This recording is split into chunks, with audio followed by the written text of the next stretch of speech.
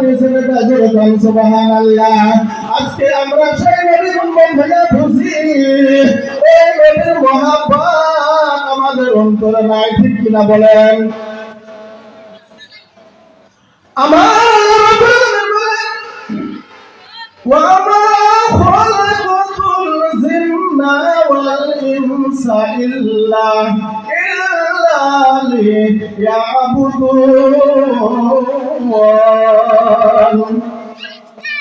আল্লাহ রাব্বুল আলামিন বলেন, রে দুনিয়ার মানুষ, আমি আল্লাহ দুইটা জাতি বানাইছি, জিন এবং ইনসানকে আমি সৃষ্টি করেছি শুধুমাত্র আমি আল্লাহর ইবাদত করার জন্য। আমি আর ভিন্ন কারো ইবাদত করার জন্য নয়, আমি আল্লাহর ইবাদত করার জন্য। সুবহানাল্লাহ।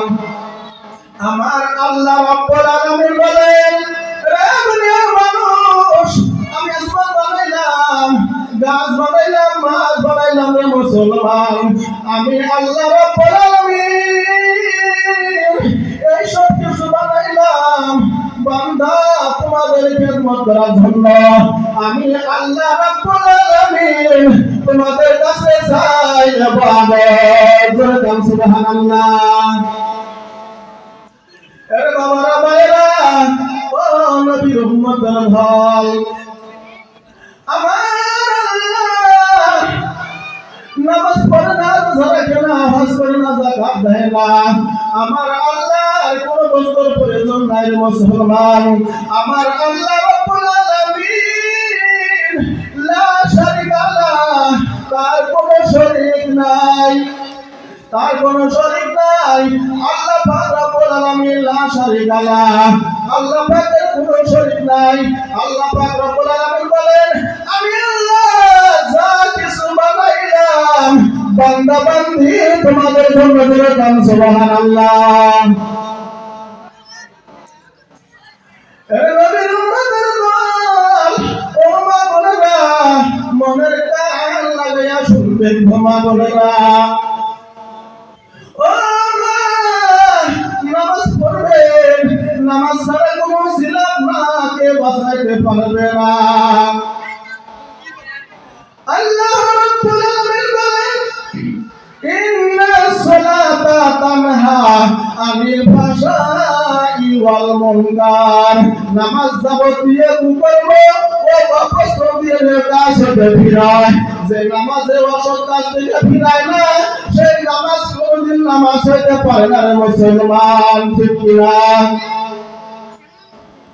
রে বাবারা, ও নবীর উম্মতেরা, ও নবীর আশিক, ও মা বোনেরা, মনের কান লাগাইয়া শুনবেন।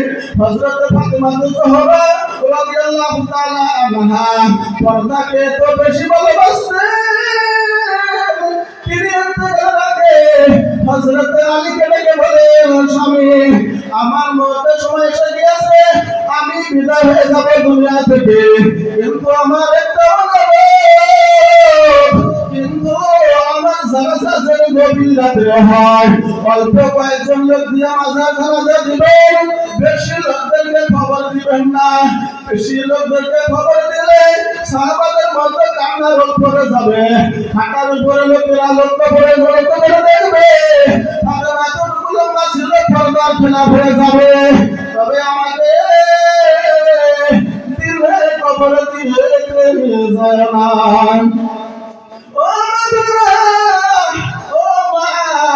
জীবনে তো বহু শুনছেন, মনের কানটা লাগাইয়া শুনবেন, মনের দিলটা লাগাইয়া শুনবেন।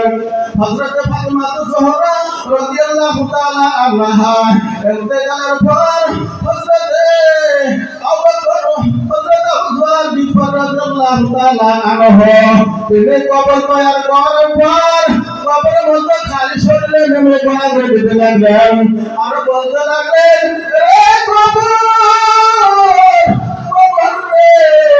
তুই কোনো বেয়াদবি করবি না, তোর মধ্যে যাকে রাখতেছি তিনি হইলেন হযরত ফাতিমা জোহরা রাদিয়াল্লাহু তাআলা আনহা। রে কবর, খবরদার কোনো বেয়াদবি তুমি করবি না, কবর থেকে কোনো আওয়াজ আসলো না রে মা বলে না। ও মা, ও বাবা, মনের কান্না লাগাইয়া শুনবেন। আবার আবু যর গিফারি রাদিয়াল্লাহু তাআলা আনহু আবার বলতেছেন, রে কবর, তুই বলে তুই কেমন করতিস না, তোকে তোর মতো ঝাঁকে রাখতেছি। তিনি হইলেন হযরত হাসান হুসাইনের মা, হযরত আলীর স্ত্রী। খবরদার কোনো বেয়াদবি করবি না, কবর থেকে কোনো আওয়াজ আসলো না রে মা বোনেরা।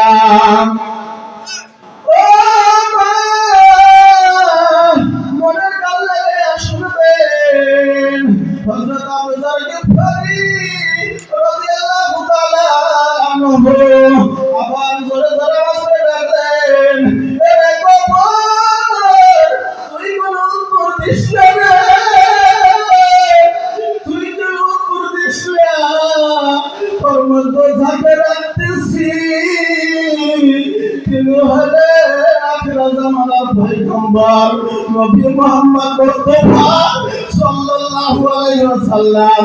তার কলিজার টুকরো আদরের দুলালি কন্যা মা ফাতেমাকে তোমার কাছে রেখেছি।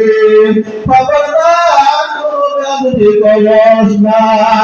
এবার কবর থেকে নবীর আওয়াজে ডাক দিয়ে বলেন, আমি ফাতেমা চিনি না, আমি হাসান হুসাইন চিনি না, আমি হযরত আলীর স্ত্রী চিনি না, আমি হযরত হাসান হুসাইনের মা চিনি না, আমি আখির জামানার পয়গম্বর হযরত মুহাম্মদ মুস্তাফা সাল্লাল্লাহু আলাইহি ওয়াসাল্লাম তার কলিজার টুকরা আমি চিনি না। আমি চিনি আমার মতো যদি কেউ ভালো বলে আসতে পারে, তাহলে আমি কবর সুগন্ধ লিসা হয়ে যাব। আর আমল যদি খারাপ হয়, আমার ডান দিকের মাটি পৃথিবীর এক প্রান্তে চলে যাবে, আমার বাম দিকের মাটি পৃথিবীর এক প্রান্তে চলে যাবে। দুই প্রান্ত হইতে এমন করে চাপ মারবো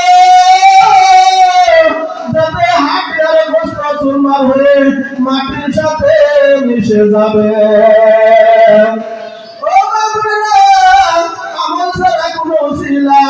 আপনাকে আমাকে বাঁচাইতে পারবে না। যাই হোক,